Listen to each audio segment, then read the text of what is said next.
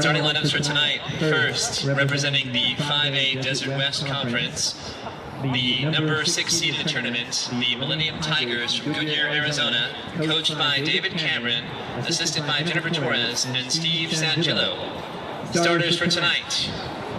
00, Ade Bonner. Number 4, Camille Harris. Number 5, Samia Chisley. Number 7, Justice Smith. Number 8, Kristen Pules. Number 9, Mia Figueroa. Number 10, Juliana Reyes. Number 11, Ella Rusick. Number 14, Natalia Becerra. Number 16, Marina Hill. And number 26, Carly Morkunas.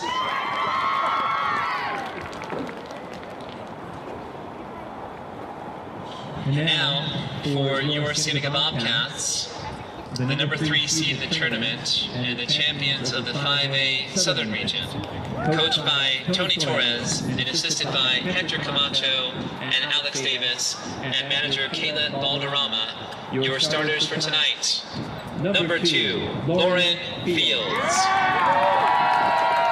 Number 4, Kenna Kiefer. Number 5, Jordan Singleton. Number 7, Hannah Ramos. Number 9, Deja White. Number 10, Bella Narvaez. Number 16, Shania Walters. Number 20, Brinley Lorenko. Number 23, Kayla Jones. Number 24, Isabella Holly. And number 25, Adriana Pacheco. Ladies and gentlemen, tonight's game is sanctioned by the Arizona Interscholastic Association. Both Millennium and Cienega High School abide by the AIA's Victory with Honor program. That means that we cheer for our student athletes in a positive fashion, exemplifying sportsmanship at all times. At this time, we ask that you please rise and remove your caps as we honor America by playing our national anthem, the Star-Spangled Banner. The flag is on top of the press box.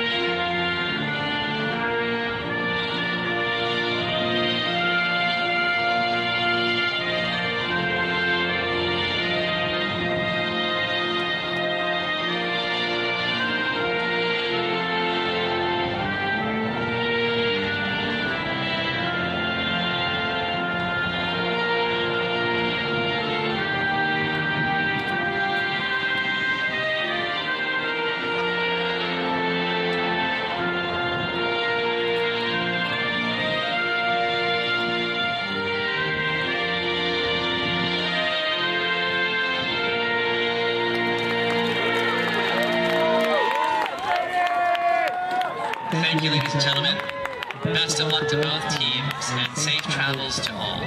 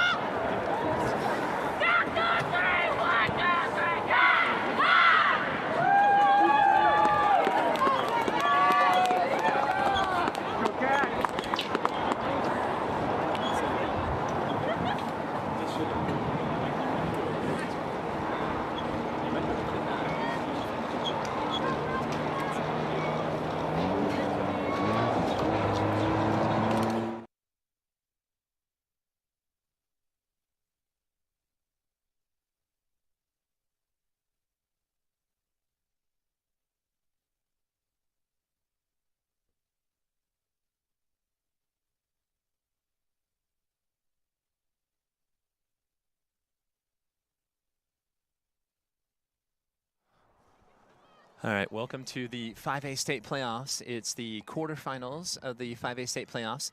The number 6 seed Millennium Tigers from Goodyear, Arizona, taking on the number 3 Cienega Bobcats here. Jason Miller, along with Nathaniel Scales, making his debut on Bobcat TV. Scales is a great defender on the Cienega boys soccer team, part of the class of 2022.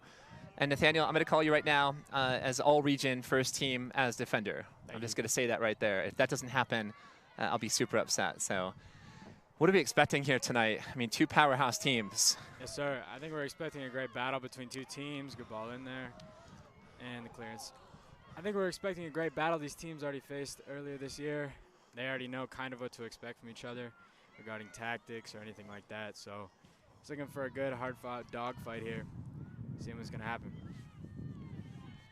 Sorry, your teammate Aaron Hernandez was calling me down there from almost like Romeo and Juliet. I don't know who would be who in that scenario, but calling down from a distance.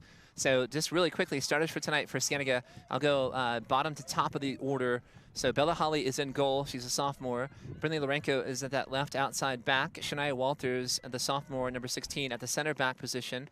Deja White, number 9, a senior, at the right center back. And then Jordan Singleton is at the right outside back. She's a junior.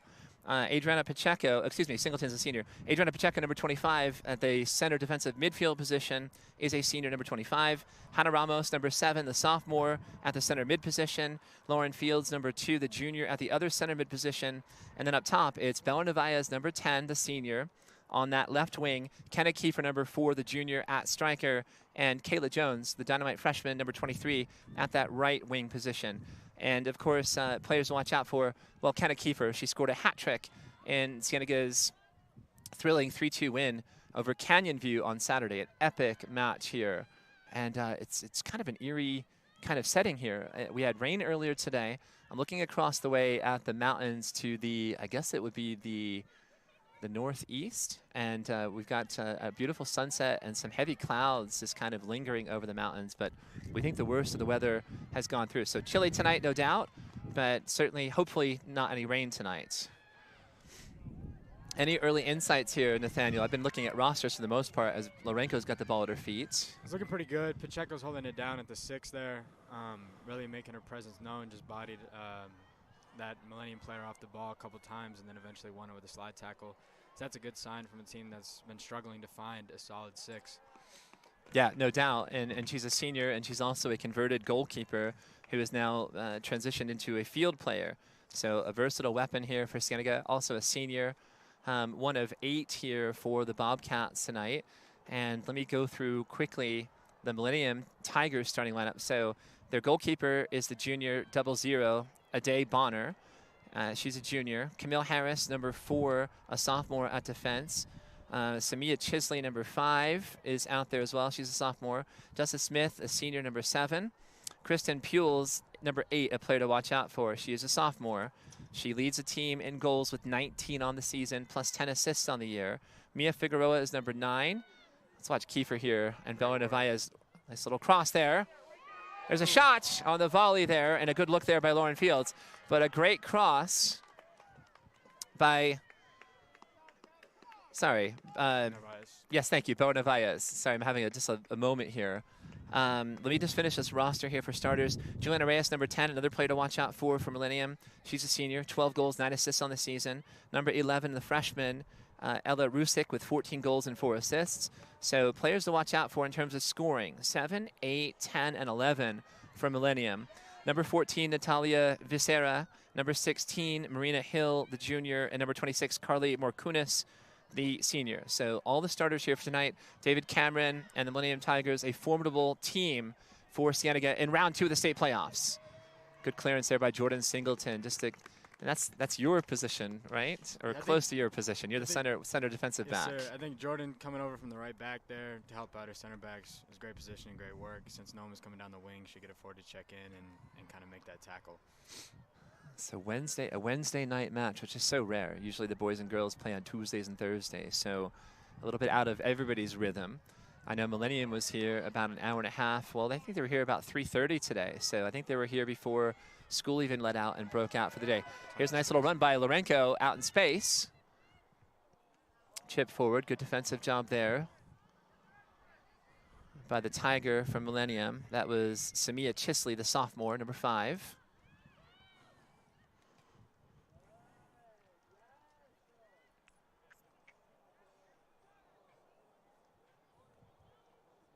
Lauren Fields. And we've got an offsides. So I think that's Kayla Jones, a freshman there. Just not exactly aware of where that back line was. But both teams, you know, as is customary, typically kind of feeling each other out here a little bit early, as to be expected. In the last game, it was kind of right into the action, right into the fire. Early goal, backed up by another early goal. So to try to match that might be something Cienega is dealing with. I'm unsure about how Millennium's last game went, but that's yet to be seen. So. Yeah, to look at the bracket, I've got that on a separate sheet of paper here. So Good Chile, touch. go ahead. It's okay. That was a good touch to try to get around there. Just no support. Good tackle there by Kenna. It's looking good so far. Cienega's putting the pressure on him, really keeping him on their end of the field. It's looking great, especially positioning-wise. I think Torres would be extremely happy about what he's seeing. Right, and I think both teams here ready to play. So all business here, both teams in their warm-ups, watching them in their pre-match preparation. We're all business, all completely focused. So we expected this here. I always go to boxing, so I'm going to say that I'm expecting here like an Ali Frazier from the 70s going way back in time. You know, an epic slugfest between two excellent teams, very physical out there on the pitch. And, you know, they're also very skilled, so it's not just that they're physical and they've got stamina, very highly technical as well. I'm going to swing it across here to their 10. Good work, Cienega, everyone dropping in defensively.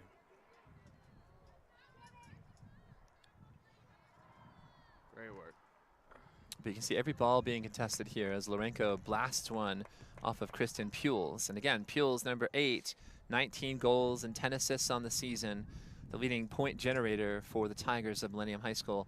10-5-1 on the year, 5-0 in the 5A Desert West. Millennium did face Cienega this winter in a holiday tournament right before Christmas time. Cienega won that match 3-2. Although the caveat here is that Millennium was not at full strength. They had some players who were out with COVID-19, so they were not at full strength. So we'd have to have that caveat, which I think is important. And then Cienega too, I know that they were playing, Coach Tony Torres was playing a lot of reserves in that match just to try to get them some experience. Looking forward to a deep run of this tournament. Here's Brindley with a shot off the back of a defender that was off of Marina Hill, the junior number 16. And the ball trickles out of bounds. But you see Brindley here probing early, which I think is a good sign as well. I think so as well. If she's on, that's a great sign for the team, especially in her position out here on the left wing, looking to capitalize on whichever side of the field is perhaps weaker for Millennium. So her probing and working with Bella to overlap, great sign early, so I think it's going well for the Cats. And Bella Nevaez, number 10, is one of the captains tonight. I did say hello to her father pre-match. He called me out, and I was like, hey, what's up, Mr. Nevaez? Met him at your match at Saguaro, which feels like a lifetime ago. I think that was a Friday. Was that a Friday night match as well? Yeah, it was back-to-back. Buena Thursday, Saguaro Friday. But super nice gentleman, and his son, Isaac, is one of your teammates, one of the sophomores on the boys varsity program. You guys had a beautiful season. And I want to congratulate you and the boys for just having a remarkable year this season. Like so many great, thrilling moments for us to be part of with Bobcat TV. And we certainly appreciate being here, making your debut for Bobcat TV with us tonight. Of course, and we appreciate you guys so much. It made such a huge difference in the season to be able to go back and watch consistent film, listening to your commentary. It really made us happy. It changed our season and changed the whole energy of the team, I feel like. So we appreciate you and Mr. Irvin over here. Of course, and you know, Aaron Aros, your assistant coach, I saw him and his mother, Carrie, pre-match, and he's like, hey, he's like, we're gonna get you a parka next year. He's like, you're part of the team. And I was like, oh, I'm part of the team. Like, that's wonderful. Here's Kenna Kiefer here, nifty. Good try there. The effort for her is always full throttle. Nice header there. Oof. But Mr. Irvin and I are privileged to be part of both programs here, 2 Dynamite programs here in Southern Arizona, also in the state of Arizona. So it's a real privilege and an honor for us to be involved, quite honestly. So it's our pleasure. I like it. Both teams have their long sleevers. They were expecting the cold weather. That's beautiful here. Dangerous, Kayla Jones! No! Kayla Jones! All right, who do we have on the assist on that? Was it Kiefer? Lorenko, I believe. Say that again. I believe it was Lorenko. Lorenko on the assist. She cut in. Beautiful ball to the back post. She stayed on side. The AR is coming in. He seems to be indicating that it was, in fact, a goal. It's a great start for Cienega, 10th minute. All right, so 9th minute, technically. I Yep, believe. so Kayla Jones on the goal. Superstar freshman from Cienega High School. Great work. And the assist is going to be from Brinley Lorenko. So just like the first match, the Cats here striking early. And again, on an assist by Lorenko, a beautiful feed there. And just burying it in. I think the keeper got her left hand on that one, Ade Bonner, but not enough to slow it down. And the defender was also close there, trailing, but she was a little bit too late. So a great goal here, and certainly uplifting for the Cats in minute number 9 of action. Ooh, costly giveaway there. Good work by Deja to build out. She can get off of it. Perfect. Find your 10. Thank you. And Nathaniel Scales, I'm guessing the Cats have to be careful here because the natural tendency, if a team gives up a goal, they just put like 100% energy into trying to get that equalizer like right away. Of course, and I think to know that they were playing defensively earlier, as was Cienega, as you said, to feel each other out. Oh, good chance here. Good left-footed volley! Ooh, just over Just the off the crossbar. Great left foot by Lauren Fields. Good work there. Yeah, I mean, Millennium's on their heels. They came out that way, and it's remaining that way 10 minutes into the game. So they're going to have to look to get back on their feet and push up the field a bit, but they can't overextend because now you're down 2-0 in a tough situation to come back from. So got to be careful here. But promising early looks and shots here. So for Fields to clang off the crossbar in minute number 10, very promising, right? A minute after getting their first tally on the board here for the Cats.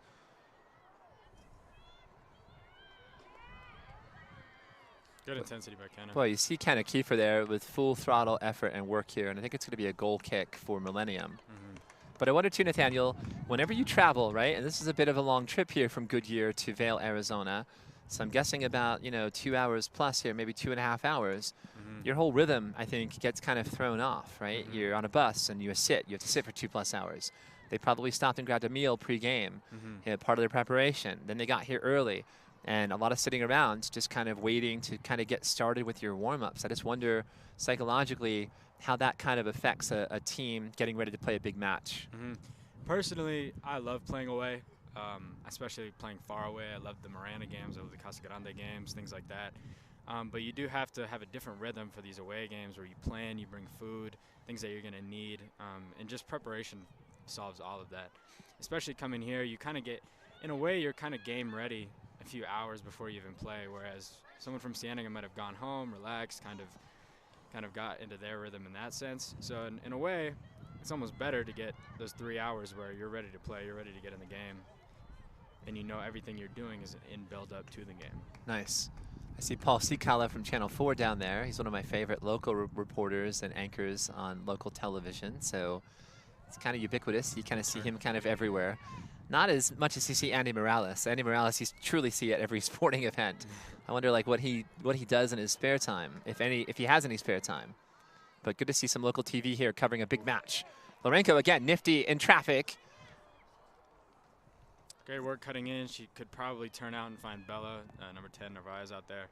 But Bella should be vocal and be yelling at her to get that ball. And Narvaez, we know from chatting earlier today, right, battling a couple of tight hamstrings.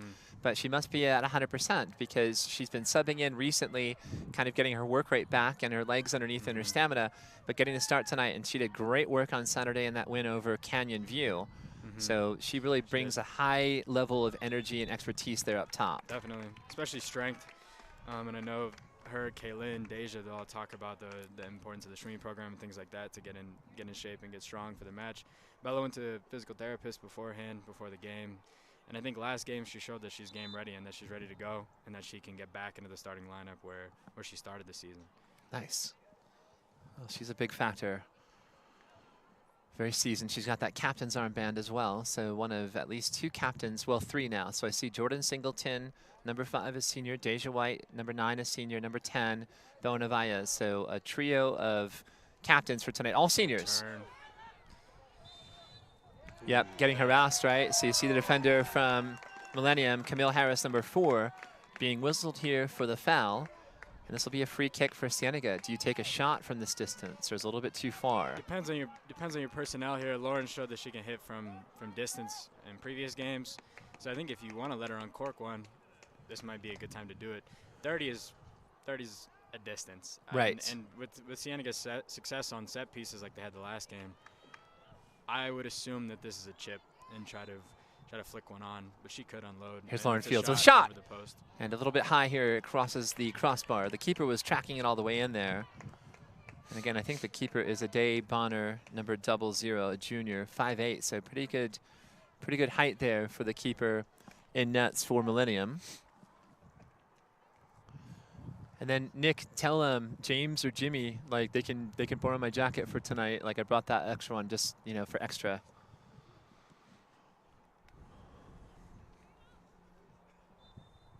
Ooh, questionable.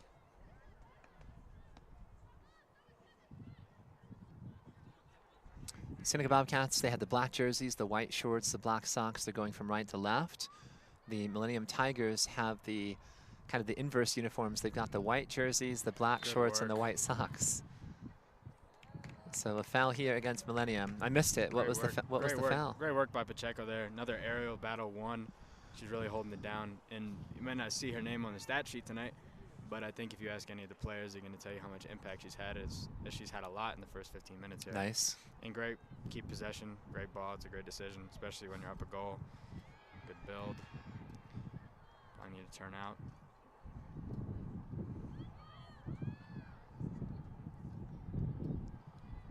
Good win.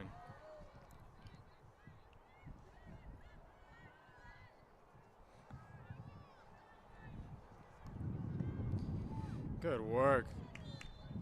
Ooh, that looked like ball. It's kind of Kiefer. She's all over the field. All over the field.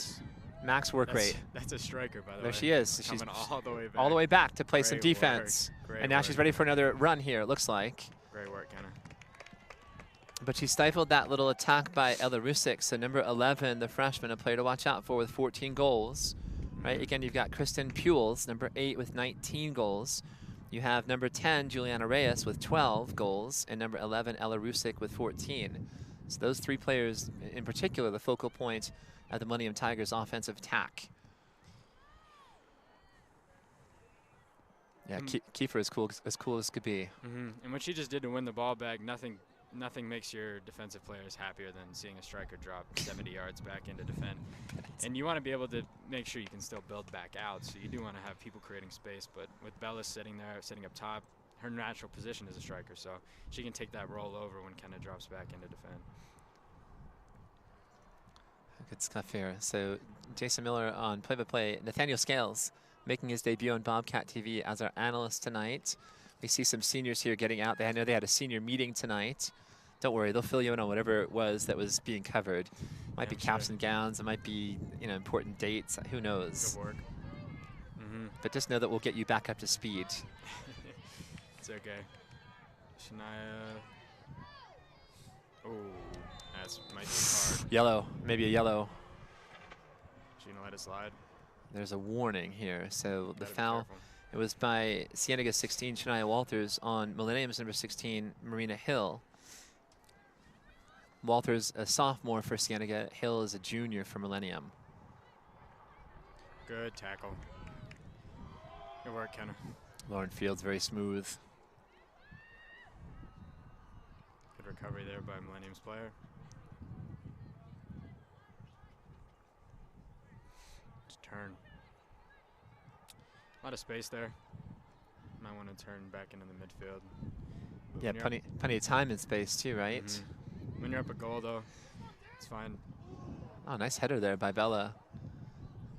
Unlucky there. We got some baseball players. I hear them down there. They're making a lot of noise, which is great. So a vocal presence here. I'm sure the players appreciate when athletes from other sports come out and support their fellow classmates. Definitely. And it takes some courage. It's a chilly Wednesday night. Again, temperatures we're expecting here, you know, in the mid-40s, but it feels like it's in the upper 30s. That's what we're expecting tonight.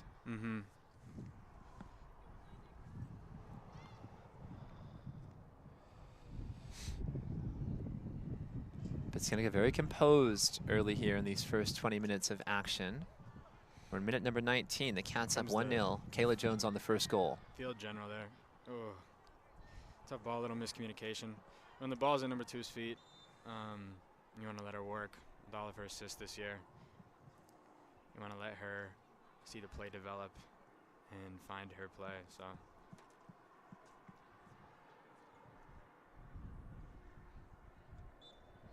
Thankfully, it's not very windy. Like the wind is not really a factor, as opposed to Saturday, which it was gusting winds like all day long.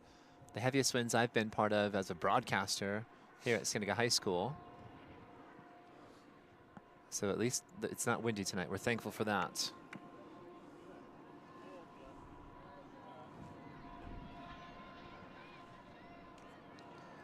So Shania very pushed up here, kind of in a stopper sweeper type thing. Shania playing the stopper and Deja dropped in as a sweeper. I'm not exactly sure why. I don't know if this is something that they do often. But this is good for keeping a lead, and as you can see, here comes Shania dropping back in, so it could have just been natural positioning. Great wheels there by Lorenko. You see her out sprinting her player there, the wing. Here's number 10, Juliana Reyes. Great recovery. You might want to turn and find Deja if that's something that Lorenko is comfortable with. Deja White, number 9, the senior, again, as cool as could be back there at that that center back position for Cienega. Good tackle. Oh, maybe not. The ball just kind of stayed on that line just for a second. Good work there by Pacheco again. So a corner kick from Millennium. I think Quick they're. corner. Oh, it was. Ooh, giveaway. So it was a quick throw in. I thought it was a corner. No, it was a corner. They took it very quickly. Oh, gotcha. It was just a little touch pass. Okay. All right. Good work. Oof. Drive. Kayla Jones. A little bit too strong on that pass. Great effort there. That's Jordan Singleton. But a good idea. And Cienega looks very composed. They're really connecting well. They're making some nice passes. They seem to be poised under pressure, not really panicking, and they're just kind of trying to explore the whole field here and push up. I think defensively they've been very solid as well, which we expected coming in. One thing to look at here, the Millennium center backs dropped very far back down the field, especially with only Narvaez standing up there. That's pretty uncommon. Usually you see them pushed up to about the 30-yard line and a throw in from there. So they might have to, that might be something that their coach is trying to fix at halftime. All that does is leave a gigantic gap in between them and their defensive midfielders, where Kenna and Bella can just have free roam and plenty of space to work and create from there. So that's something they're going to want to instill. She's still pretty dropped in there, number 26.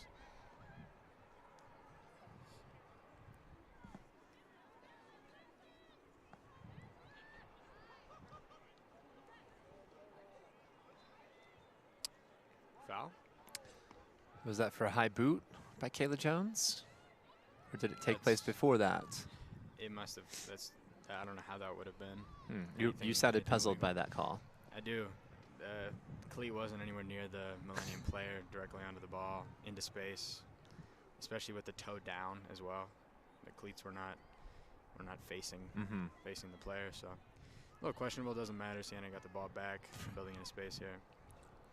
Good run. Probably want to go to your wing player. Good work by Bella. Yeah, really putting great pressure on.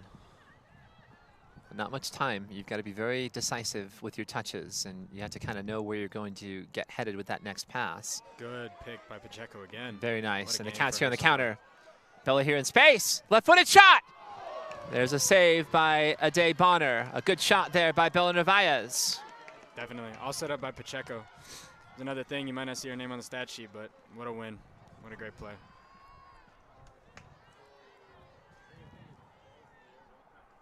Cienega has definitely been the aggressor here with really promising looks, including a goal in the 9th minute by Kayla Jones on a beautiful assist by Brinley Lorenko.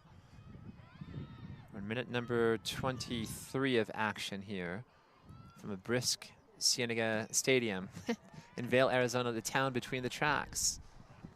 So train tracks running east and west. You might hear those trains running here over the course of this match tonight. Fans a little subdued. It's just because it's so chilly tonight, and you've got the space heaters out aplenty I spy at least 7 of them here in my vicinity. So got those propane heaters that are so nice on a night like tonight. That right there is a situation Shania probably could have waited for the play to develop, for Bella to come over. Got off the ball a little quick, but good win regardless. Kiefer there was just itching to go and unable to bring the ball with her on that possession. Her teammates call her Kenergy for a reason, so. See, I didn't know that. Kenergy. Here's Brindley again on the wing. So dangerous. Oof, good tackle. And it was by number 4, Camille Harris, the sophomore. And great work there by number 8. I believe that's Reyes. Good tackle again by Pacheco. Yeah, she's bringing it tonight. And she gets a nice round of applause here and some oohs and ahs from the fans as well. Here's Hannah Ramos. Oh, good idea to go through with that ball. And we have a foul here against the Millennium Tiger. So the Cats will have another free kick. Just past the midfield line.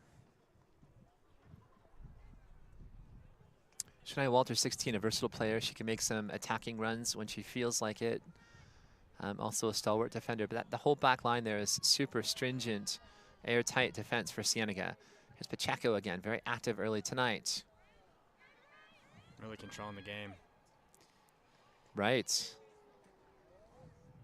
Another attempted attack. Just late here, and here's a counter. Cats now reeling back defensively.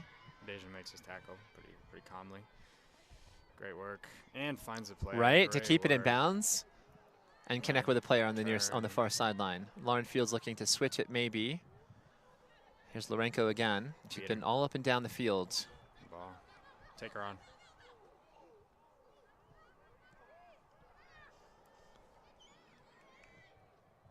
Good ball.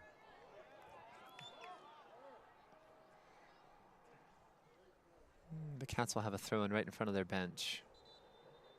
Great possession. Great work there. Got a sub coming in for Cienega as Brindley subs off the field. And that's Nadia Awad, number 18. Kaylin also coming in to play the 9 here. Who's a junior. Narvaez off. Good call. And so Bella's off, and Kaylin White, the senior, number 14, takes her position. Deja White with that huge throw. More than anybody on either the boys or girls team. So. Let's watch it again. Deja White in the throw-in for Cienega. Took a little bit off that one. It's still at 20 yards. Still impressive. Definitely.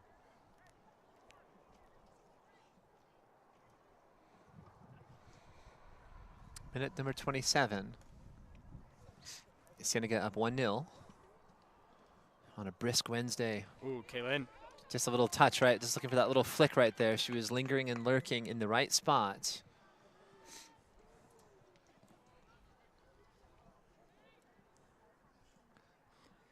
Got to be careful on that challenge there. High school refs usually have a problem with that over the back. No ball contact aerial challenge. Great work there. Good tackle.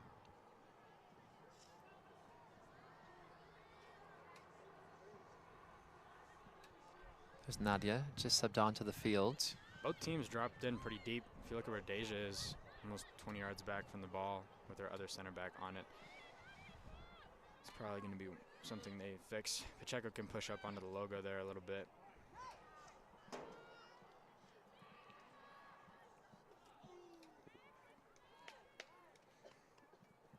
That was something we struggled with as well, keeping it connected between the center defensive mids and the center backs, and that got us scored on against in our playoff match. So, got to be very careful about who you give space.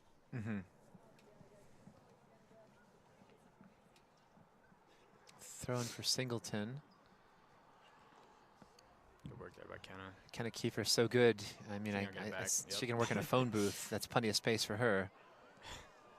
She goes down to the turf. Probably can take a touch there. That's probably the one blemish on Pacheco's entire game so far.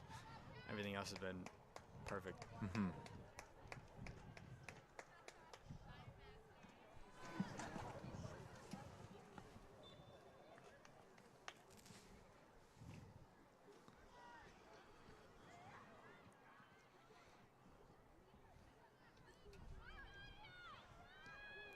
Kiefer Pacheco.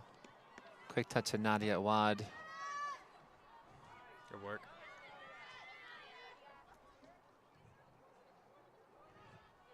Interesting, right? So number 4, Camille Harris, like I saw her kind of freeze for a second, right? And maybe she wants to challenge a little bit earlier because she gave Nadia plenty of extra time and space to operate. Definitely. And it's all about knowing your personnel and communicating between your center backs. I don't know if she's a right back or a center back. I'm not. Oh, she's a center back, sorry. One thing with me and Nico for the boys team, the other center back, is we would alternate and we have very different playing styles where I would step high quickly, very aggressively, and he always knew that to drop in and be kind of that safety back there, waiting for a different play to develop. So I think you build that communication, you build that relationship where the center backs kind of become one brain in one working group, similar to how a 10 and a striker may operate. So. I love it. I know Nick Irvin's loving your analysis. I know that. He's very high level. He's a huge fan, watches the Premier League and all that. Miller's a very casual fan. I'll just watch the World Cup every 4 years for the men and women, and maybe the Olympics if our teams are in those as well. But he's dialed in, so you know he's loving. This is great. I'm loving this too. The fans at home, they're getting a nice lesson here from one of our great players from Cienega High School, Nathaniel Scales, senior graduating class of 2022. Good ball. Send one in. Nadia on the left wing, looking to cross. Good clearance. Yep, good clearance by the back there from Millennium. Nadia getting that cross off through contact. Arguably a little foul there on the outside of the box. Oof, a push, right? And Kiefer with both arms out, like, come on. Like a clear push there. Found from behind by Abigail Salina, number 12, the sophomore. Take that as a compliment. Definitely. So Adriana Pacheco will take the free kick here. All right, some Lawrence height there. Because this one's obviously going to be a swing in. No shot here unless something surprising happens. So we got Kaylin White, who was a tall target, number 14. Definitely. Kenna Kiefer. I see Lauren Fields, and there's another player across the way. Can't tell who that is. Good ball into the back post.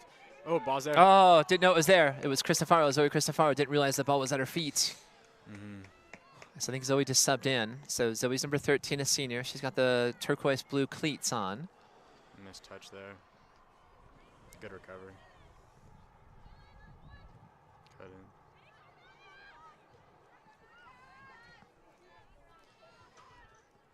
Good work there by Nadia. Oh, nice little touch by Kaylin. Oh, and taken down from behind. So another free ball here. Free kick for Cienega, just outside the box. Can't match Nadia's speed right now on that wing. Might need some personnel changes coming in. Millennium does seem to be struggling with the right side of their defense. Definitely. I mean, this whole game, Cienega's been pushing down that left wing, forcing it that way. Whether or not it's because of the personnel Cienega has or Millennium has, kind of yet to be seen. But there should be some interesting changes at halftime going both ways, especially if Nadia keeps getting those free runs up the Check of the service through. And a good job there by Ade Bonner to challenge that one as she just kind of sprung or leapt off of her line. She's got a big wingspan too. We can kind of tell from a distance, right? So she's listed at 5'8", is the junior goalkeeper for Millennium, Ade Bonner. So tall from a distance, right? But also it looks like a long wingspan. So you know, you always want your keepers to be tall typically, right? The taller the better. The more agile and cat-like, of course, the better as well. Doesn't stop some people though. Best keeper I've ever played with, 5'8", you know, dominant. Yes. So great win there. Turn into space. Great work. This is the matchup again. Right, they're just continuing to work that left side of the field. It's a hard step and it paid off. Good work by Hannah Ramos, yep. Great work. There's a shove on Lauren Fields, no call. Official saying play on, right? Recognized there was a foul. Great body. Good turn. Well, you hear the fans oohing and ahhing at just about every touch here. Left wing by herself. It didn't matter, Brindley. Brindley might try to get off here. Right foot! There's a shot and a great save. Ade Bonner with the save going to her right, but a great strike there by Brindley Lorenko. Kind of see her sizing it up there, working her way through space so deftly. And the Cats here will have a corner, so looks like it's going to be Lauren Fields. She takes almost all the corner kicks for Cienega. We've got 6 Cats in the box right now. And Lourenco stepping in that direction just in case anything should bleed out to the top of the box. Good try in the header. Kiefer and Awad both giving that one a shot. Brindley cleans up the clearance. Good work there by number 8, Reyes. And to build out.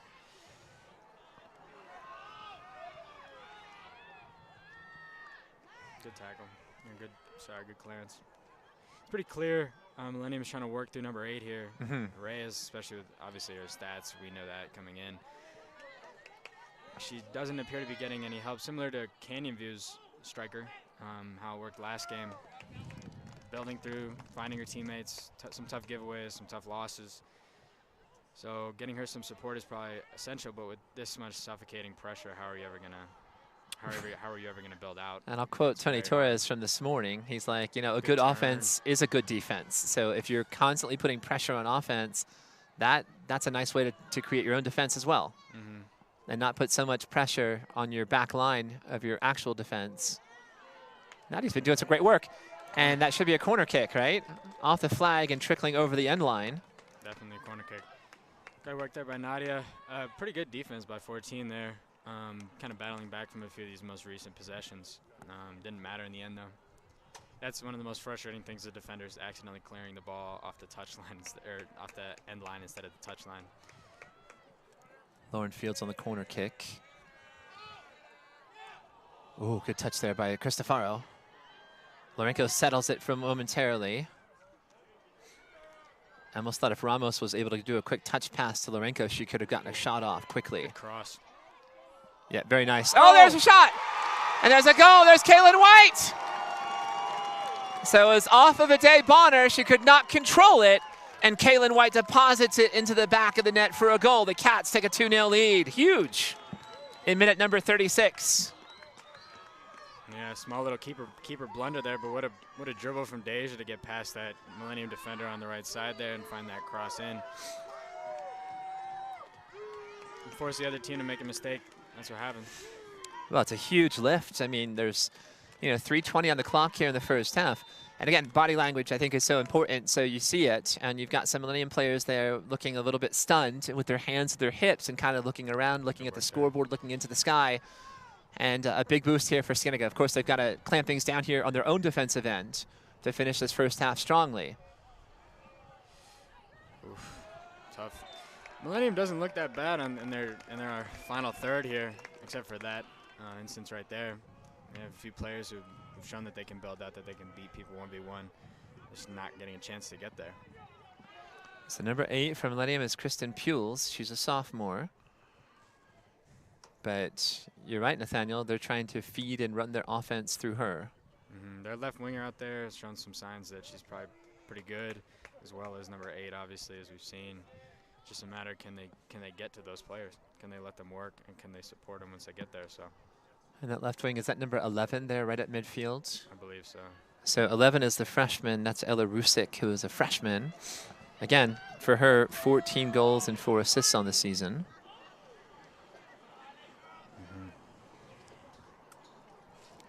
And again, Cienega played Millennium in December. I think it was like around the 20th of December. Cienega won that match 3-2. It was a winter holiday tournament. Millennium was not at full strength. And Cienega was also not kind of going full bore. A lot of the reserves got significant minutes in that whole tournament just to get them some experience and some seasoning. It's too much of a gap there. You're going to get punished. It's a shot by Cristofaro. And they do. Oh, Kaylin White clangs it and bangs it in with her head. And they do get punished. Off the post and the header. You called it, Scales. Great work. Oh, Dr. Kaylin White. That's minute 38. That might be, I hate to say it, I know it's only the first half. That could be the nail in the coffin. That's a demoralizer, right? That I mean, terrible. they just scored 2 minutes earlier, and now here's Kaylin White again. So the initial save there by Ade Bonner, but some lax defense there, giving the Cats another opportunity. great reaction by Kaylin. Tap that in. That's a lot. It might look like a tap in, but that's a lot harder than it looks. So great work by her. So first with the right foot, and then getting the deflection, and able to put her head right onto it to put that one in. Yeah, now you can't. Oof, that's a questionable call there. You can't try to do too much, even with your team down 3-0. Trying to take everyone on is probably not the best strategy here. Kristen Pules here, so she might be taking a shot here from distance. She might be pulling up. At this point, minute left. You don't know. They haven't tested Bella Holly at all in goal. So Not yet. She might have in her mind.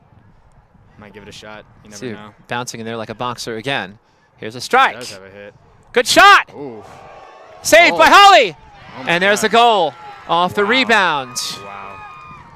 That's bad. Is that 14? Can you see the jersey number on that one? I'm not sure. We'll spy it when we see her back. I think it is 14, though, which would be Natalia Becerra. And it is, indeed. So Natalia Becerra here for Millennium in minute number 39 of action. Great work to get one back. Now it's manageable for him. Now it's definitely manageable. Right, a huge difference between 3 and 2. Definitely. Just like there's a huge difference between 1 and 2, it's a big difference. I always say that the scariest lead to have in soccer is 2 goals. Because all that is maybe a pen and a goal. And you got 40 minutes to do it, so it's very possible. But it does kind of change the enthusiasm here a little bit. And maybe that's a good thing for Cienega as well, to kind of get reset and refocused at halftime, not thinking like, things are under control. No, it's a match again. So at 3-1. So Natalia Becerra, the sophomore from Millennium there, just following up there. It was a nice save initially there by Bella Holly. Good strike from distance by Kristen Pules. Just a well-struck ball. Holly unable to corral it. Yeah, Pules putting pressure on there. One missed touch by Shania, and she could be off to the races, so good work there.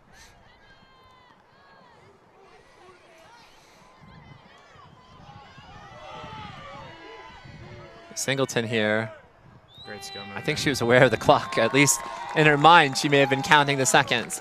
So a spirited first half of play here. The Cats with a 3-1 lead. Kayla Jones in the 9th minute from Brindley Lorenco. Kaylin White in the 36th minute and also in the 38th minute with a pair of goals. And then Natalia Becerra scoring here to put Millennium on the board late in the first half. And we'll go to halftime 3-1 Cienega. So I want to go down there and listen to Tony Torres. He might look at me. Everybody else looks at me like I'm a spy. But I think I'm going to go down there and spy on Tony Torres and just kind of hear what he's going to say at halftime. Definitely a freak goal there. It's going to end the half. It wasn't really a defensive lapse. The foul call, it could go either way there. I'm not saying the ref made an incorrect call. It's something, as a center back, you might look to your keeper to catch, but that is a tough ball, especially placed right under the bar. So you kind of have to live with that, and you kind of have to move forward knowing you were solid defensively, you controlled the game, you kept the pressure on them the whole time, and you move from there. So. We're going to take a quick break here. Hold on, Profe Luna. So we've got Profe Luna, we've got Gabe Gonzalez. Congrats on the Rams winning the Super Bowl. I think I told you it was in good hands. Yep, very good. We're going to take a quick break. So set your watches at home. 9 minutes. We'll be back in 9 minutes right here for the second half of the 5A state playoffs on Bobcat TV.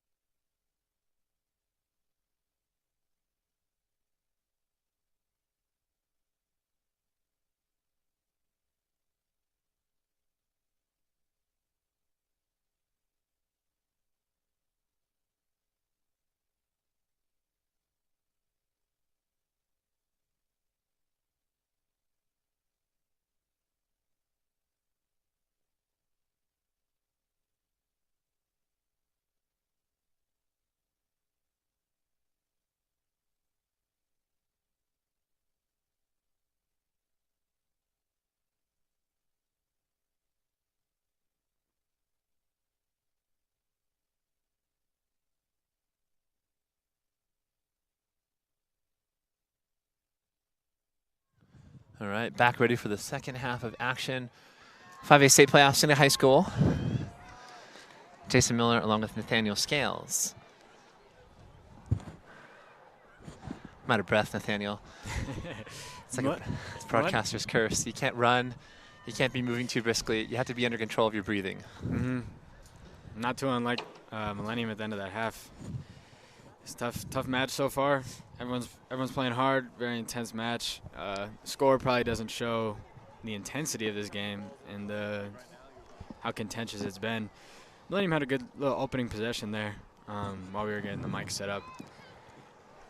Looked to be building and be pretty aggressive, as they obviously have to be.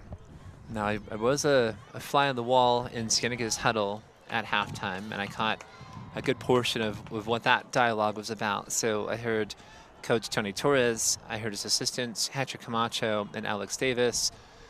It was interesting. Tony Torres is like, look, don't even worry about the score. Like, don't even look at the scoreboard. Pretend it's 0-0. Like, I want you to go out there and challenge and attack and win every ball. It starts in the midfield with possession in the midfield, and then we go back on the attack mode.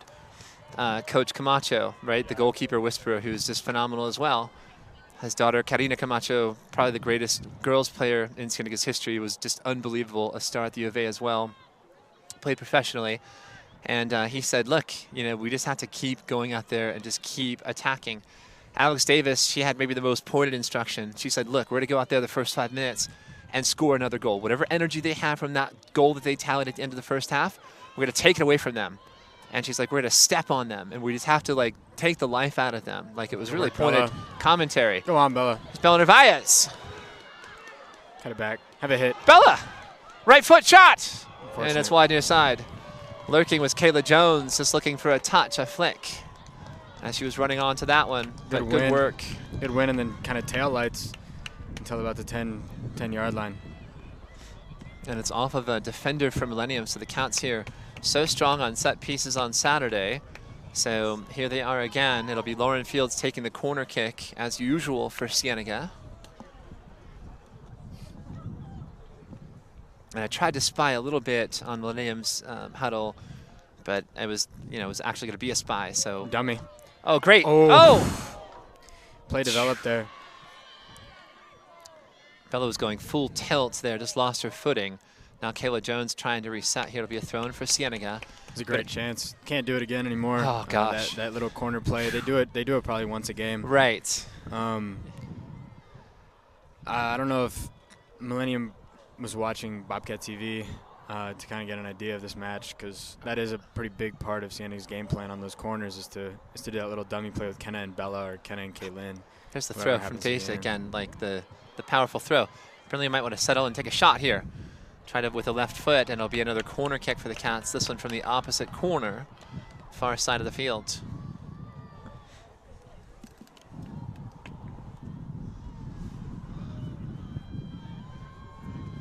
So Lauren Fields will take that corner.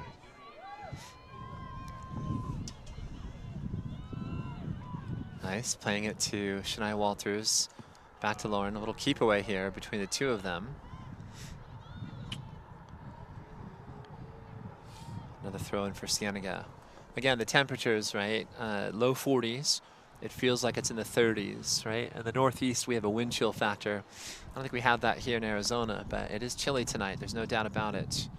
Fans are huddled extra closely tonight in these grandstands. And when you sit on the aluminum bleachers, it makes it even colder. We know that metal is a conductor of heat and cold. So it's cold, cold. Here's a chance. Kenna Kiefer. Good defense. Good work there by Millennium. That launched throw-in from Deja out there. Yeah, it is a launch. Here she goes again with a full head of steam. To Bella, flick on. Lauren Fields. More good defense. Good job at Kayla Jones to win that ball back. Looking to make some noise here on the right wing. Singleton with the left. Good cross. Beautiful. Ooh, just underneath kind of. Kiefer was there, just got through her. But another good look. And again, pressure here from the Cats early in the second half. It is a full moon. I'm looking at the moon across the way, so I know today is a full moon. Pacheco's still in to start the second half here. Didn't really comment on that. As well as she did the first half, sometimes, especially at the 6, which is probably the most intensive position on the field. A lot of times you'd get a break, but obviously she's shown that she doesn't really need one here. Coming out strong in the second half, ready to go. That's what I was going to ask Nathaniel Scales was, you know, at what point do you sub somebody in to give her a little bit of a breather? But she's been showing and demonstrating here tonight that she is up to the task. Yeah, right now she's showing she's impacted the game more than anyone else in the field. Really controlling the game. So especially with the team, as we talked about earlier, that's been struggling to find a consistent 6, someone who always plays that position.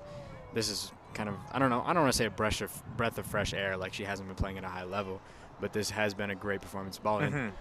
Have a hit. Oh, good volley there. Left foot! Oh. And a goal by Deja White!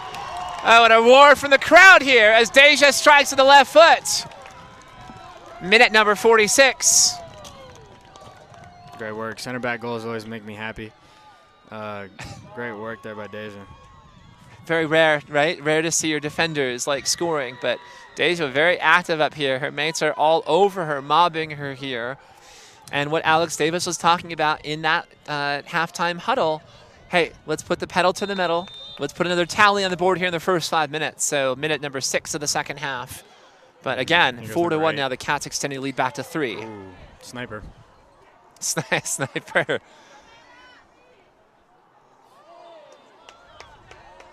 Good work by Bella drawing that foul.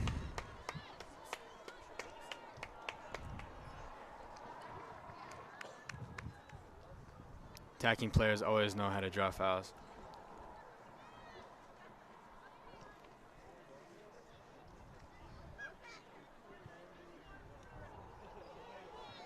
Good ball on. Take her on. Oh, nifty work there by Kenna Kiefer. The wheels now. More the taillights, speed. more taillights. Blistering speed, and she got fouled. That should be a PK in the box. Yes, indeed. I think it's just outside, but that should be a card. So just outside of the box, right? Very close. Usually stopping play on a big chance like that draws the yellow.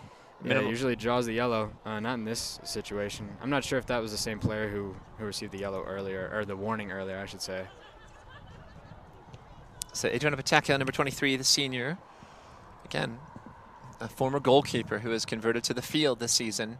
And as Nathaniel Scales has so astutely commented on tonight, she has been dazzling in that defensive midfield position. Good ball.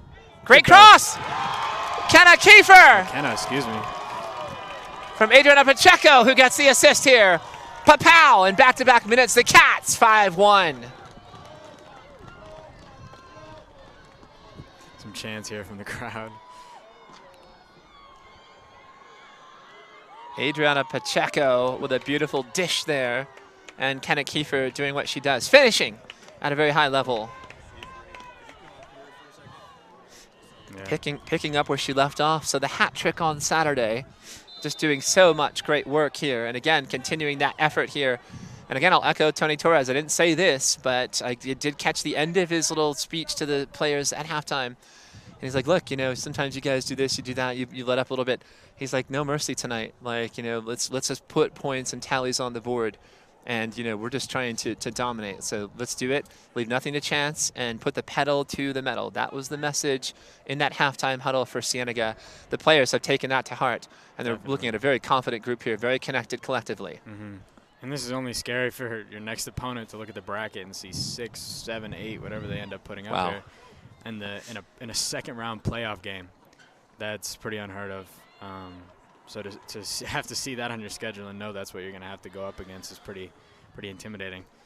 So plenty of time, right? 31 minutes on the clock here in the second ball. half. But the Cats again reloading. Bella Nevaez on that left wing, looking to cross. And she'll get a corner kick for that work. Another one here for Cienega.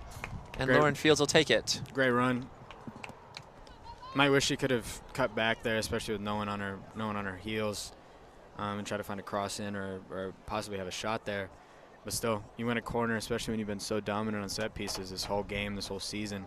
I think it's great work there.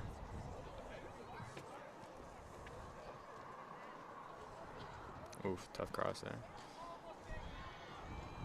Good work by Pacheco. Right, to get a touch on that. Just play it back. Lourenco now playing it back to Singleton. Jordan surveys the whole field. Little touch pass to Shania. This is great here because everyone is out of position and in position at the same time. Right. Like where Deja and Shania are. It's just great natural positioning to shift over. I'm not sure. Maybe Deja actually is playing the right back right now, and they move Jordan to center back. That could be what's happening. Well, we know one thing. They're all in ball. sync. They're all going. clicking here. Fields, left foot! Advantage. Might want the advantage there, but she can shoot from distance, so this might be another long-range blast. So the way that Haley Harris, who is a great Cienega soccer player from the past, explained it to me, if the ball hits your hand, it shouldn't be a handball. If the hand hits the ball, then it is a handball. That's how she kind of explained it. She did a better job of explaining than I just did right there. But usually if it's out of your body's natural. Let's watch this real quick. Oh, good shot there by catch by the Pacheco. keeper, too. Yep, good snare by the keeper. Good work. Oh, good stuff. We got Profe Luna and Gabe Gonzalez, two of our star teachers at Cienega High School. They were just asking for drink orders like at halftime. I was like, a Coca-Cola would be great. You went for the hot chocolate. That's a good call on a chilly night like tonight. I'm sure the hot chocolate sales are brisk this evening. Good work, Bella. Good ball. Good ball. There's Brindley. Good defensive work, too. 37 degrees with the wind chill. Oh, good man, Profe. Thank you so much. Muchas gracias, senor. No, I'm good, man. I appreciate that, Luna. That's the best. Profe is like, do you want me to open that for you?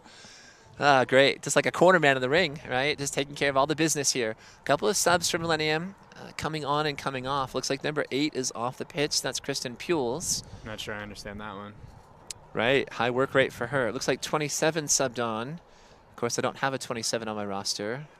Let me check my backup roster here. 27, that's Ava Davis, who is the sophomore, number 27.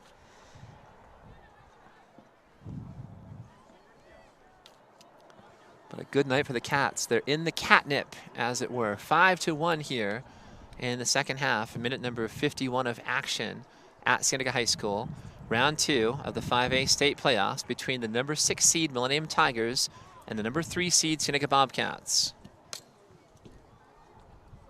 And tonight it looks like a much bigger gap than that.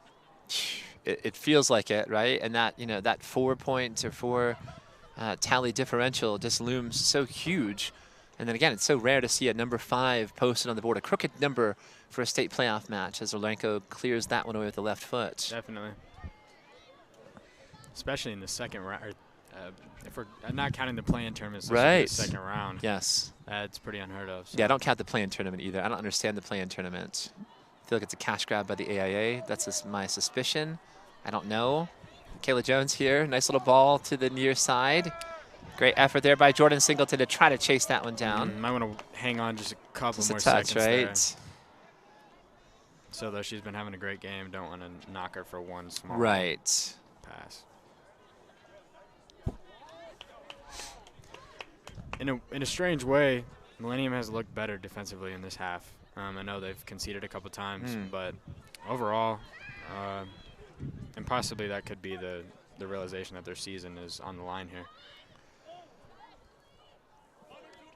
Yeah, it's got to be so difficult, right? Nice. Like you know, psychologically, you're looking at the short end of a 5-1 deficit, and you know, also understanding the magnitude of the match and what's at stake, and that Cienega's again pedal to the metal here. They're not slowing down whatsoever. So you just have to kind of gut things through and try to push through it and hope for a flick, a touch, a break, anything that could bounce your way here to try to slow down this momentum. That's all with Cienega at the moment. Bella Holly coming off nicely. And as strange as it is to say, you might be looking at the bench of Cienega to start getting emptied here around the 20-minute mark. Wow. I don't know. I mean, knowing Tony Torres, I just feel like he's not going to chance anything. You know, maybe late, he might empty the bench and get some players some minutes here tonight. But you've got the tiger by the tail. So you don't want to let them go. You don't want to give them any opportunity here, give them any kind of kindling in their fire or their desire to come back in this match tonight. Definitely. But we'll see. We'll see how he plays it. You know, last match he made some significant substitutions, right? The biggest one was probably putting Kenna Kiefer back in a defensive position to try to possess and retain the lead that Cienega had. Then when Canyon View drew at 2-2, then he put Kiefer back up top for more offense. She scored the 3rd goal. Then he put her back on defense. So she's kind of the Swiss Army knife. She is a Swiss Army knife, exactly. Very versatile weapon out there to deploy however you wish, right? She could play a number of positions out there on that pitch, and Tony will deploy her as he sees fit. Definitely. Substitution coming on right now for Millennium. And looks like it's number 5, Samia Chisley, the sophomore. Important to remember, Kenna's only a junior, I believe, so yes, next year this is her team. Yeah, exactly. Not to get ahead of ourselves. No, no. It's her team. So. No doubt about it. I mean, she's such a big factor this season as well. Just an emotional leader. She leads by example, her physicality, and what they say, it was the Kenergy that she brings to the team, as her teammates would say. What a throw in there by Deja White. Little right-footed volley by Bella Narvaez. A good attempt at that one. Narvaez still active here with a header. Deja thought about volleying that one off the blast. Kiefer now looking to get off. Left foot by Kiefer. Off a defender. Keeper. And there's the goalkeeper, Ade Bonner, here handling that one. She's been tested mightily tonight. She might have nightmares after this match, right? It's just been like a relentless wave here of attack by Cienega. I'm not sure if she's a senior or not, but... She is a junior. Okay. And there are a lot of sophomores. You noticed this earlier today when we were kind of meeting during second period. A lot of sophomores on this Millennium Tigers, so a young roster. Bright future. Bright future for sure.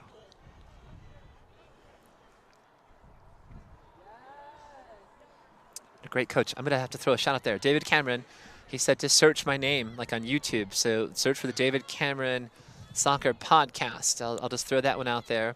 I haven't found it myself yet, but I will definitely check that out. So Coach David Cameron from Millennium, check out his podcast on his YouTube channel. Just search David Cameron Soccer Podcast and you should find him. So I gave him business cards. Nick Irvin and we love our business cards that Hunter Alexander, our great senior, designed for us. So we pass those out like candy at Halloween, and we hope to be in touch with him. Hannah Ramos now, right foot! There's a shot and a save by Ade Bonner. Great catch. Going back to a couple of the substitutions, another thing that you have to be wary of is as a team gets desperate, especially down 4 goals, going full tilt, knowing that their season is on the line, it's easy to get injured, and that's not the fault of Millennium. I'm not saying that. Just out of desperation, out of pure reactionary emotion, sometimes players can get injured at the end of games that are this contentious. So you kind of have to be wary of that. Right, you got kind of have your head on a swivel, be aware of your surroundings, make sure your spidey senses are all tingling and you know what's going on out there.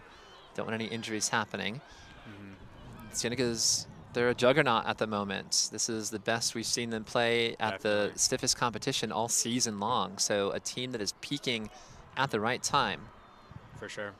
And that was 3 fouls in a row. Brinley stayed up for the last one there. I got to tell you, Nathaniel, I saw so many girls coming off the pitch on Saturday, so it was a bit of a scramble because we had the doubleheader. And, you know, just asking, like, are you okay? And Brinley's like, yeah. She's like, you know, their player, like, fell on me at least 3 times. I'm like, yeah, no, I saw it 3 times. Serena, number 13, I forget her last name, from Canyon View, was a great striker, only a sophomore. Wow. But a lot of players, you know, Kenna Kiefer came off with an ice pack on her right wrist. She showed me it today. It was bruised still.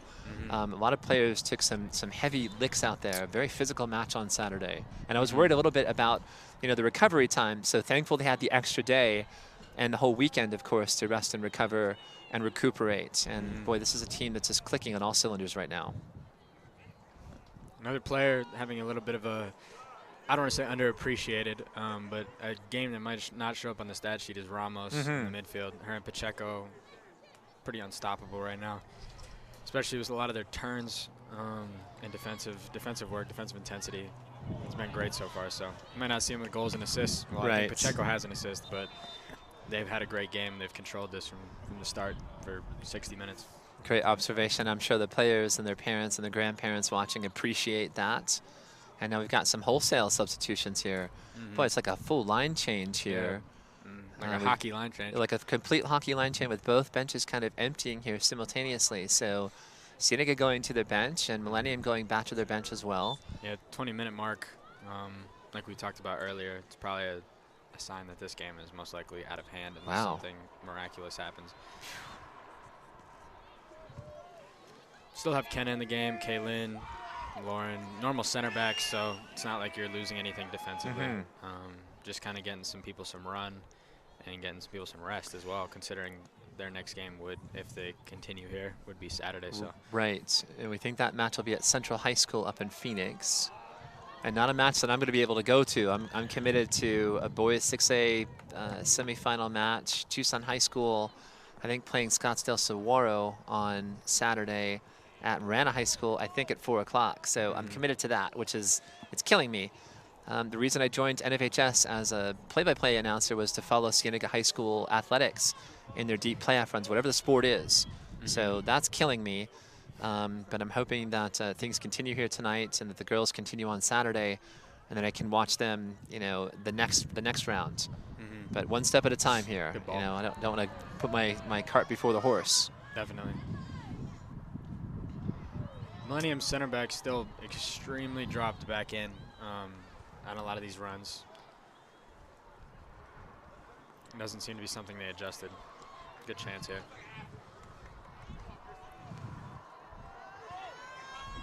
That's a dive. It's a total flop. Hey, don't hate on it. I mean, necessary given the situation. The Oscar nominees came out, I believe, yesterday. So, actress in a supporting role. And I would do the exact same. Had a good job there by Pacheco to just, you know, just look away the other direction.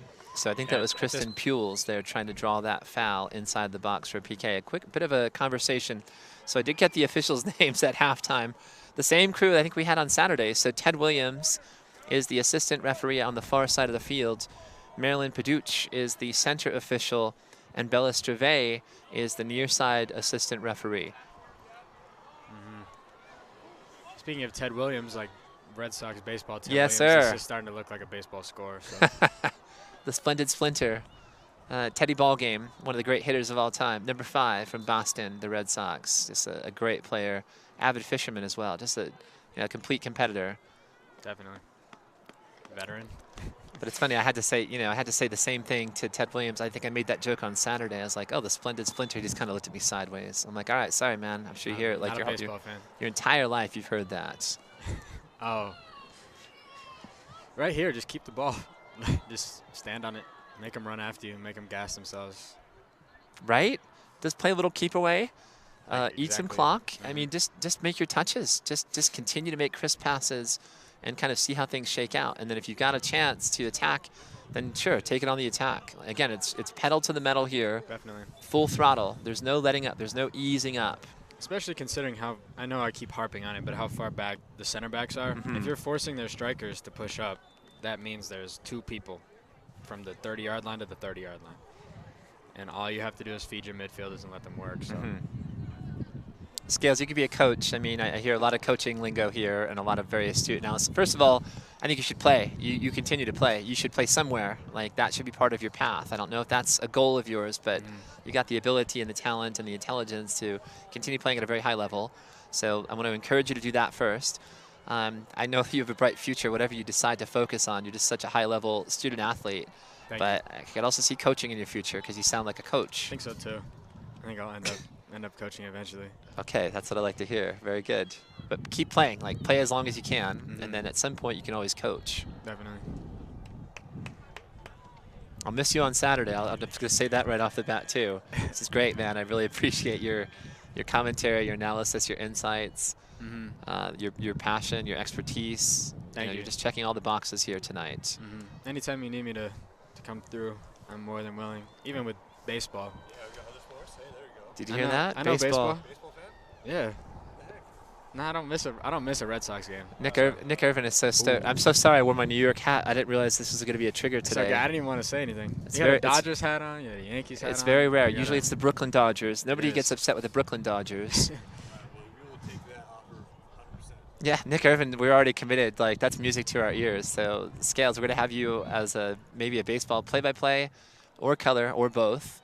And we've got other kiddos who are super excited about baseball. We are too. We're going to put a scaffolding behind the center field fence, which is 12 feet tall. And we've got to have that center field camera honing in on the pitcher's mound and the batter's box with the catcher and the batter in the box.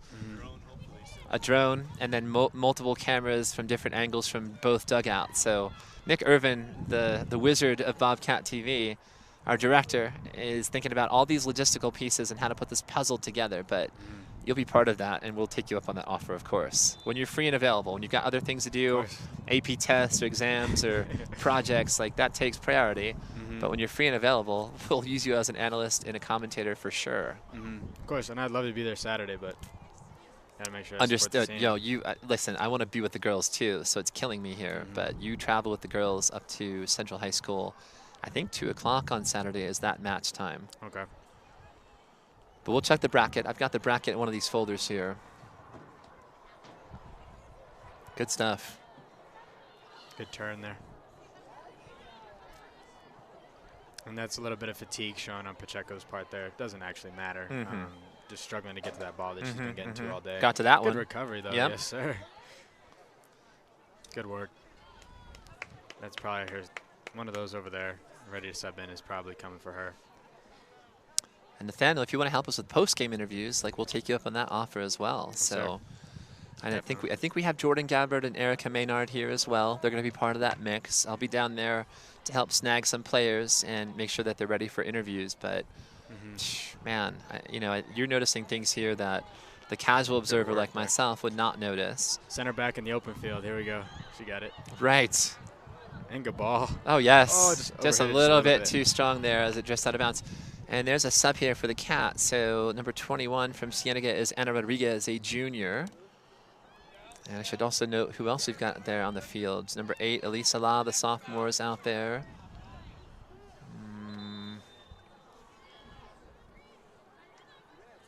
Those two at the moment, and I think the rest of the lineup is starters. Now we've got 2 subbing off. So Shania Walters and Adriana Pacheco are off. Zoe Cristofaro subs back on the field up top for Cienega. And Brindley Lorenko is back on the field as well. Kenna Kiefer now dropping back in that defensive position. So there's Tony's little move. Like she's in there to kind of close this out defensively. Yep, great work from Pacheco. What a game. What a game. Good stuff. She's done for the night. See a little bit of the youth play here from Cienega. Trying to get some of the younger players some run. Deja's still launching the throw-ins.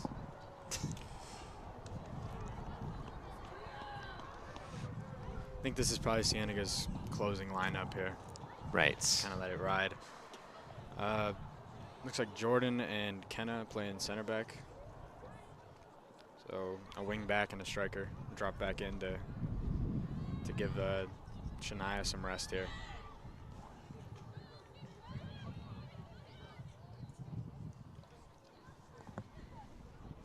Good work. Little under hit.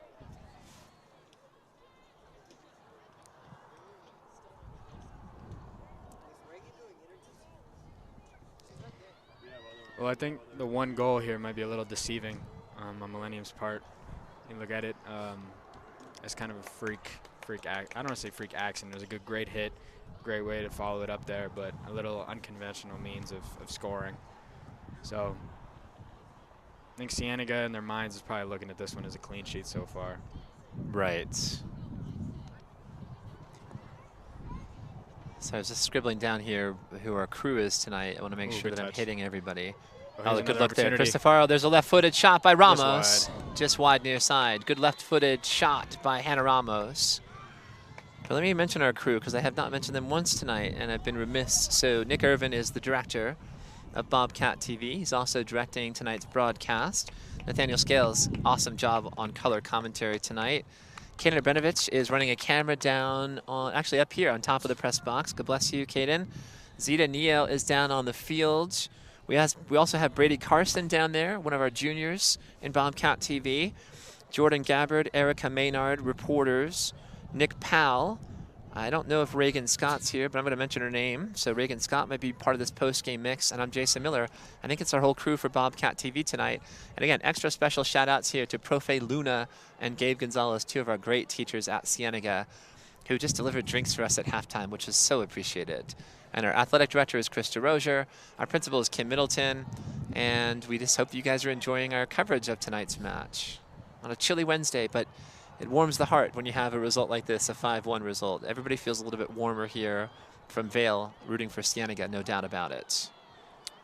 Plays like that might be where someone could get slightly injured. Let's have to be a little bit careful. A little bit of a scrum. Deja White, again, scoring a goal here in minute number 46. Kenna Kiefer in minute 47. Cristofaro with all the wheels here and the speed, flashing off her speed across and off of the defender, and they're saying it was off of her, so it'll be a goal kick. Boos from the crowd. Now, I didn't want to say this earlier, but the aside official here, Bella Streve, Cienega High School graduating class of 2021. So, in a close game, I would never, ever mention that, but I feel like it's okay to mention that here. But the fans giving her a bit of a good-natured ribbing.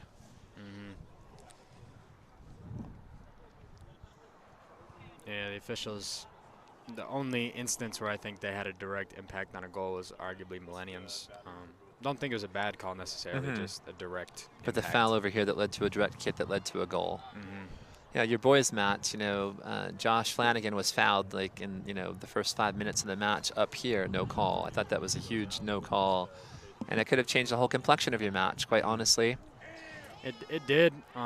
Yeah, he was so frustrated. You know, if he scores that goal, maybe it energizes everybody and gives you a little bit more momentum early in the match. And he's still donning the turf burn he got from that. I bet. From that foul as well. Well, he showed me the video, you know, and it was, you know, egregious in slow motion to see somebody with both hands just pushing him full force from behind. And that's frustrating. But we still got scored on while they had 10 men. So that is like inexcusable. There's no like recourse from that. So I don't want to sound like I'm blaming the ref for our loss. No, and that wasn't my intention either. No, I'm not. You know, 10 and 16 were excellent from Carl Hayden up top. They were just nettlesome problems the whole match. Highly skilled, super fast, relentless, tenacious. Like they were constantly applying pressure. It was an epic match. We had 2 epic matches on Saturday, and Cienega was part of both of them, the girls and boys team. So again, I know I said this to kiddos that I see. I don't know if I really put a nice bow on this on the broadcast on Saturday. Like, one, I was stunned, Nathaniel, and it hit me with like 3 minutes left in overtime. You know, I had to keep it together emotionally, but we're just so proud of you and all your teammates and all the great things you accomplished. I mean, I'm looking down there at those 14 posters, 14 graduates of the class of 2022. Just a great group of student athletes, and you guys did so many wonderful things over the course of the year. And that's why we're proud to be affiliated as Bobcat TV with what you guys and the girls are doing right now. Of course, the girls are keeping it moving for us. Yes. And we hope they take it all the way. Obviously. They're carrying the torch. Yeah. The girls are historically dominant, especially with their schedule and everything. This was our first year in a while in my experience playing varsity where we truly were a very good team. And if we drew a different team, because obviously Carl Hayden went on to beat the number 5 seed in the tournament as well, pretty handily. Just a tough draw, tough loss, but especially being gifted a red card on a challenge that arguably was not red card worthy. We have to be able to capitalize on that. So it is sad that that's how our season ended, but we did have control of our fate. So yeah, Carl Hayden's not a typical 13 seed. There's no doubt about that. A team that won a state title a couple of years ago. They have a great coach, plenty of talent up there. So, and I believe the final score of that game was 3 or 4-0. So it wasn't quite a. It wasn't. It's a wild score to score in a final to put up 4 or 3. Right. Especially against a Sunnyside team that was dominant for 5 years. That's right. Yep. So we've got 6 minutes and 40 seconds on the clock here in the second half. Cienega's up on top 5-1. In complete control here tonight. It was Kayla Jones at minute number 9 from a great feed by Brindley Lorenko. Kaylin White scored in the 36th minute. She scored in the 38th minute on a putback and a header. Natalia Visera scored in minute number 39 for Millennium. In the second half, it was Deja White in minute 46, Kenna Kiefer minute 47 on a beautiful assist by Adriana Pacheco. And that's your scoring summary here in round 2 of the 5A state playoffs. Yeah, looking to be wraps here tonight. Nothing more going on. No. Great showing from Cienega, Yes. especially just on a score sheet level. To be the team that's going to draw them in the next round, I have to look on AZ Preps and see 5-1. That's right. It's pretty tough. Right? So. You know, psychologically it says something. And I'm watching Tony Torres across the way. He's just kind of stalking along the side of the bench here. But he must be extremely proud of these girls and their effort, especially after an epic match on Saturday. I just wondered, you know, how much they had in the tank coming into tonight's match. But the answer was they have a full tank plus reserves. And is another example of why you can't trust seedings. Right. Us with Carl Hayden, and obviously we didn't. We knew they were a good team going in. We didn't take them we didn't take them lightly. But obviously Canyon View, who I believe was the number 14 seed, gave Cienega much more of a run for their money than this team has. That's right. And they are 7 seeds higher. So which is surprising. Like both these teams, right? Canyon View and Millennium in the same conference. Millennium won their conference. You know, they beat Canyon View. So you just kind of, I thought, you know, looking at it, I thought tonight would be an even harder match than what Saturday's was. But this is why we play the games. You know, you look on paper, you can analyze stats, you can look at film. But it's all about matchups, and the psychology here. Cienega was dialed in from the opening minutes, and they've remained dialed in and focused. 2 key matchups, I think. Nadia out here on the left wing early in the game, establishing it with Bella. Bella had a great run in the first 5 minutes that I'm sure will be something that that whole team looks back on as a moment of class and of great play. Yes. So her as well as Nadia here on the left wing dominating this whole side of the field is very key, I feel like. And also Pacheco and Ramos just locking it down in the midfield. No opportunities for Millennium. Had to mention too, Justin Argraves, the coach of the football team, is running the clock tonight. And you know, he and I have crossed paths 6 or 7 times this season where he's been the scoreboard operator. That is a thankless task, and that is, you know, well below his pay grade. It says something great about him, who is an elite football coach. Great cross here. Beautiful cross by Cristofaro. Goalkeeper off her line. That was a good look. And he brought his wife and his children, who are just adorable, cute as buttons. I think a 5- and a 3-year-old. And they, you know, the 5-year-old was like, "Where's Brindley at, Dad?" And we were watching pre-match, and I'm like, "Do you see her at the midfield? Do you see number 20 right there?" Because she knew her from football as being an elite kicker, right? Definitely. First region, all region place kicker on the football team. So she's a bit of a superhero for these youngsters out there, the girls and the boys who are following both football and soccer. So, boy, she just carries herself so poised, so coolly. Ooh, just behind her. Cross here. Rodriguez had it for a moment. Did Anna. Under 3 minutes now. Yeah. At this point, Millennium kind of understands their season is over. Right. And that was the same realization we had with about 30 seconds left in the game. Right. It's tough, especially for their seniors. But as we mentioned earlier, young team, a lot of potential, especially number 8, I believe, seems to be a very good player. Yep. Things like that. Things you can build on. Just like losing 14 seniors for us, we still have Logan and Drew and Isaac and Juan and there's still talent there on the shelf. There's plenty there. Yep, for Coach Mark Aros. Nope, that's a great point. So I'm just kind of looking down the roster here for Millennium again. The Tigers from Goodyear, representing the 5A Desert West region. David Cameron, the coach, and I'll just hit the graduates here. So Justice Smith graduating, Mia Figueroa, Juliana Reyes, all graduating in 2022. Zoe Lizarraga, who scored tonight. Cassandra Rodriguez, Alexia Fitzwater, Carly Morkunis, and Caitlin Fault. So 1, 2, 3, 4, 5, 6, 7, 8 seniors there, but a lot of sophomores, a lot of freshmen, a lot of juniors that will be returning to Millennium next year. So we expect the Tigers to be stronger next year, theoretically, than they were this season. And, you know, they should be proud of a great season here. Obviously, they had a difficult draw, a tough road trip. Playing at Cienega against a world-class team here is very difficult. So they should be proud of what they accomplished. Here's 11. We haven't seen her with the ball really much at all.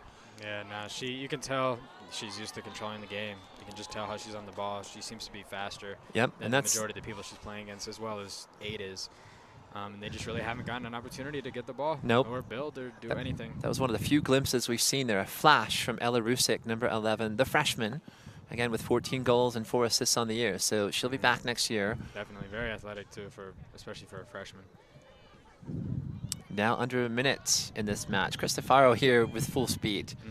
Challenge like that is pretty scary for a coach in a 4-0 deficit here. Anna Rodriguez. Good ball. Elisa La. Didn't see it. Trying to connect with Lizzie John. Lizzie, a junior, number 19 out there on the pitch for the Cats.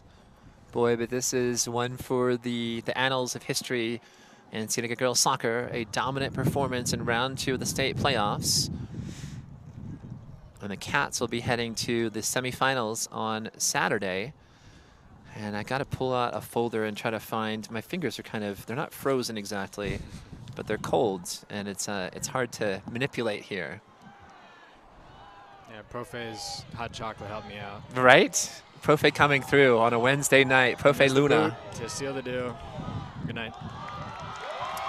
Good stuff. So, wow, the Cats here spilling off of the bench jubilantly, hugging their mates on the field for a beautiful performance here on a Wednesday night as they advance to the next round of the 5A state playoffs. Again, we think they'll be playing on Saturday. We think that match is at 2 o'clock, and we think it's at Central High School in Arizona. Nathaniel Scales will be there representing. I won't, and it makes me so sad that I'm kind of not stuck, but I've got another match to call. So I'll be at the 6A boys, Tucson High School, I think against Saguaro from Marana on Saturday at 4 o'clock. But man, it's going to be killing me. I'm going to have to figure out how to get NFHS so I can watch it maybe on my phone and watch that match, but there's nothing like being there live. So this is just a great, thrilling, dominant performance by Cienega, completely in command and control tonight. So Nathaniel Scales, great job. You and I are going to head down. We've got Jordan Gabbard and Erica Maynard. We'll do post-game interviews, and we can kind of spread the wealth around a little bit here and talk to some different Cats. But so fans at home, stay tuned. Don't go anywhere. It's going to be a couple of minutes for us to get down there and to corral some Cats, but we will do so, and we'll have the post-game interviews right here on Bobcat TV. Don't go anywhere.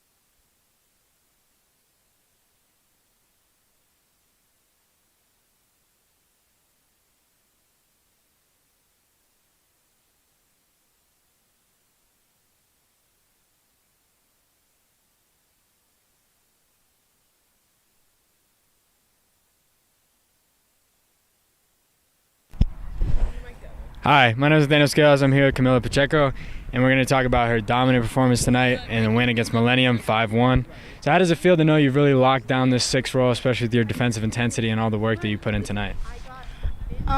It feels amazing. Well, I went in last game not playing good, and then today I had to turn that mindset on that I have to lock down the game and win every ball in the air to help the team win. So I was successful, and it led the team to a win. Yeah, congrats on your performance. Very dominant. Even though Met only showed up as 1 assist, you had much more of an impact on the game than that. So congratulations. Have a good night. Thank you.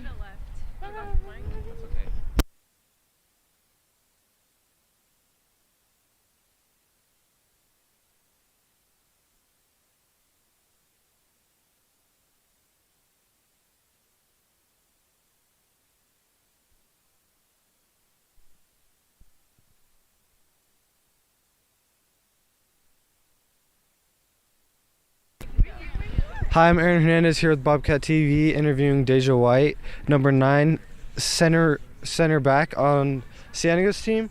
So I'm just going to ask you a few questions. What role do you think you played this game with communication and being one of the seniors on the team?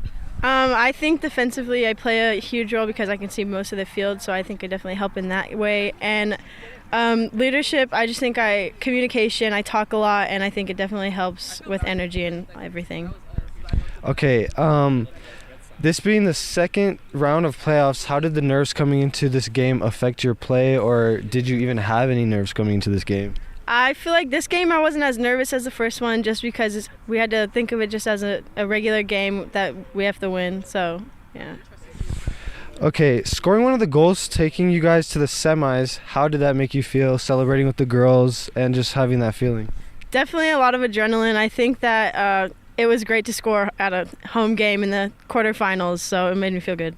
Okay, well, thank you, and we'll be sure to watch you guys in the semis and hope you guys do good. Thank you.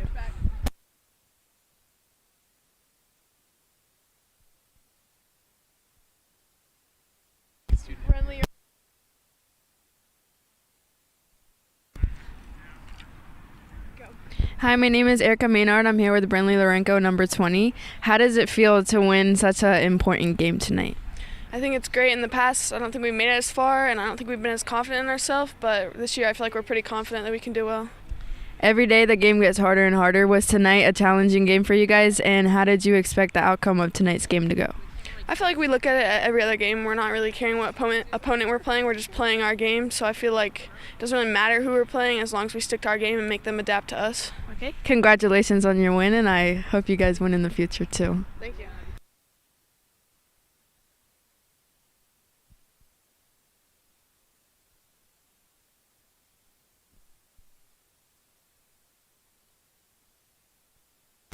Hi, my name is Jordan Gabbard. I'm here with Kayla White, number 14. So how did it feel scoring 2 goals tonight in such an important game? Walk me through them. It felt good. I had a streak going, but I lost the last game, so I had to get it back from the game that I didn't score. But I was just trying to put it in the net because I didn't want it to be our last game, and I want to get that shit. Okay, and where was your guys' heads at leading into this game? Well, we know we're a quality team, and we know that if we put our mind to it, that we can win. And so we were just determined to win, determined to get past the second round, and that's what we did. All right, well, good luck to you guys in your next game, and tune in to watch the girls play Saturday at 2 at Central High School on NFHS Network. Thank you for watching Bobcat TV. Make sure to like and subscribe, and yeah.